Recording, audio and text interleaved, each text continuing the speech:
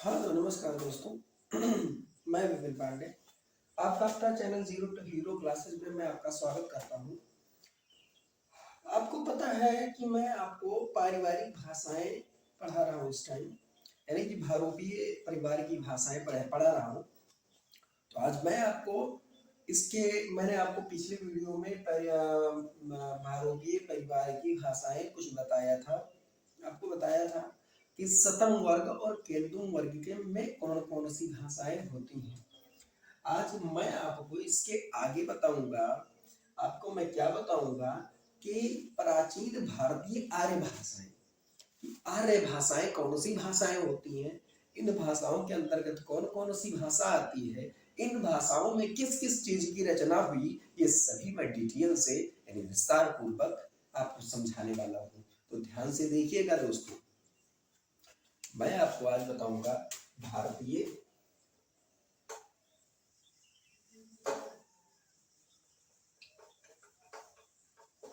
एक मिनट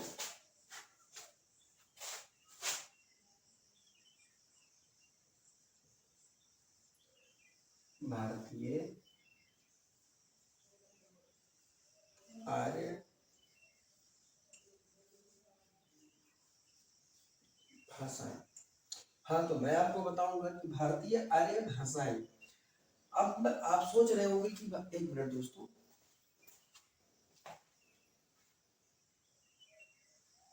हाँ तो आप सोच रहे होंगे कि ये जो भारतीय आर्य भाषाएं हैं ये कब से मानी जाती हैं। तो मैं आपको बताऊंगा कि ये भारतीय आर्य भाषाएं आपकी 1500 ईस्वी से 500 ईसा पूर्व तक मानी जाती हैं। यानी आपका ये टाइम पीरियड 1500 ईसा पूर्व से 500 ईसा पूर्व तक मानी जाती हैं। आपकी ये 1500 ईसा पूर्व से 500 ईसा पूर्व तक मानी जाती हैं। अब मैं आपको बताऊंगा ये जो भारतीय आर्य भाषाएं थी ये दो भागों में विभाजित थी। चलो ठीक है। पहली आपकी थी वैदिक संस्कृत और दूसरी आपकी थी लौकिक संस्कृत। पहली आपकी थी ऐसे ही कर देते हैं, पहली दूसरी। पहली आपकी थी वैदिक संस्कृत, वैदिक संस्कृत।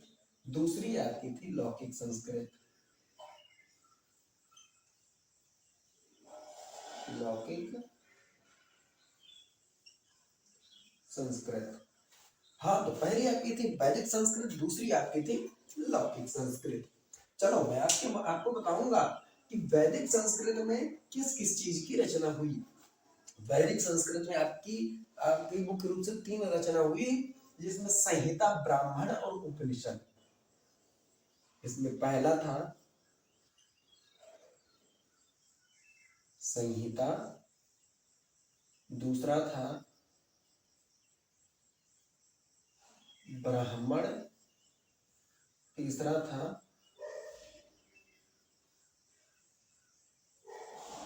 उपनिषद। हाँ तो आपकी वैदिक संस्कृत में संहिता, ब्राह्मण और उपनिषद की रचना हुई। अब मैं आपको बताऊंगा कि लौकिक संस्कृत में किस चीज की रचना हुई। लौकिक संस्कृत में आपकी पाणिनि ने अष्टाध्यायी प्रारंभ किया। यानी पाणिनि जो हमारे थे व्याकरण वेत्ता पाणिनि, इन्होंने अष्टाध्यायी प्रारंभ किया। ये लौकिक संस्कृत पाणिनि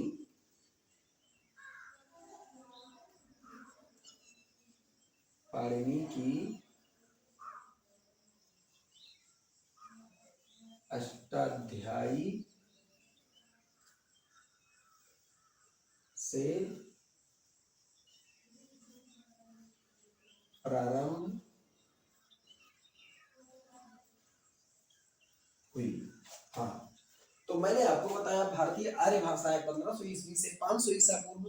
वैदिक संस्कृत 2 भागों में विभाजित थी आर्य भाषाएं, वैदिक संस्कृत, लौकिक संस्कृत। वैदिक संस्कृत में संहिता, ब्राह्मण, उपनिषद लिखे गए अवलौकिक संस्कृत कब से मानी जाती है? तो पाणिनि के अष्टाध्यायी से प्रारंभ हुई लौकिक संस्कृत। मैं आपको इसके आगे बताता हूँ, ध्यान से देखिएगा दोस्तों। इस बोर्ड को भी पता नहीं क्या हो गया है, पूरा मिलता नहीं है। चलो मैं प्रयास करता हूँ, एक मिनट।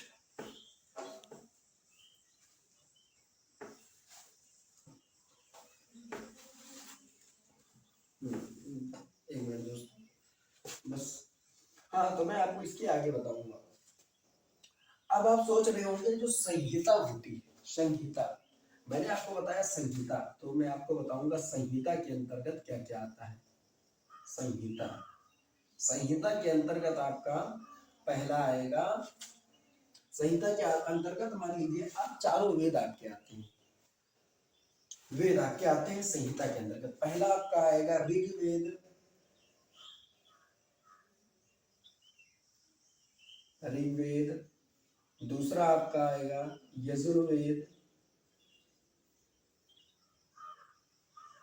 यजुर्वेद, तीसरा आपका आएगा सामवेद, चौथा आपका आएगा अथर्ववेद, अथर्ववेद। हाँ, तो हाँ एक मिनट दोस्तों, एक मिनट, अथर्ववेद ऐसे आपका लिखा जाएगा। हाँ, तो संहिता के अंतर्गत पहला आपका ऋग्वेद, यजुर्वेद, सामवेद, अथर्ववेद, इतना होता है। अब आप तो सोच रहे होंगे चलो ठीक है ये सब तो हो गया, लेकिन जैसे हिंदी में हर एक भाषाओं में कितने स्वर कितने व्यंजन होते हैं, इसमें कितने स्वर कितने व्यंजन थे, तो इसमें मुख्य रूप से संस्कृत, हाँ तो दोस्तों वैदिक संस्कृत में कुल 52 वर्ण थे। तो मैं इसे कर देता हूँ, वैदिक संस्कृत में, वैदिक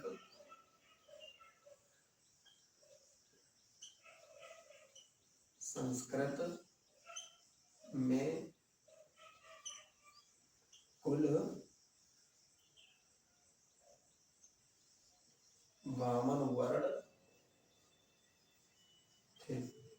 अब आप चलो ठीक है, अब इसमें आप सोचोगे स्वर कितने थे, व्यंजन कितने थे, जिसमें 13 स्वर थे, इसमें आपके, इसमें 13 स्वर और 39 व्यंजन थे आपके। हाँ तो दोस्तों मैंने आपको बताया संहिता के अंतर्गत ऋग्वेद, यजुर्वेद, सामवेद, अथर्ववेद आपका आता है, और वैदिक संस्कृत में कुल 52 वर्ण थे, जिसमें 1339 व्यंजन थे। हाँ, तो मैंने आपको इतना बताया। अब मैं आपको इसके आगे, तो